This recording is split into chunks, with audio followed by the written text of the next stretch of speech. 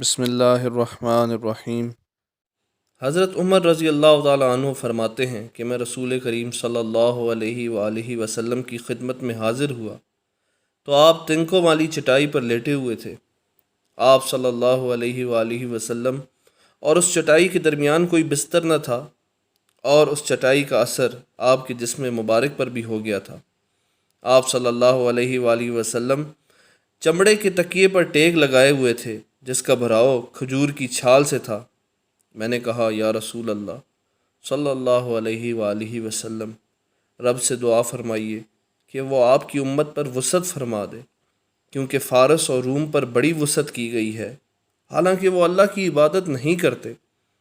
فرمایا، اے ابن خطاب، تم اس خیال میں ہو یہ وہ قوم ہے جن کے لیے دنیاوی زندگی میں ان کو نعمتیں دے دی گئی ہیں۔ ایک روایت میں یوں ہے کہ کیا تم اس سے راضی نہیں کہ دنیا ان کے لیے ہو اور آخرت ہمارے لیے؟ اللہم صلی علی محمد وعلی آل محمد کما صلیت علی ابراہیم وعلی آل ابراہیم انک حمید مجید۔ اللہم بارک علی محمد وعلی آل محمد کما بارکت علی ابراہیم وعلی آل ابراہیم انک حمید مجید۔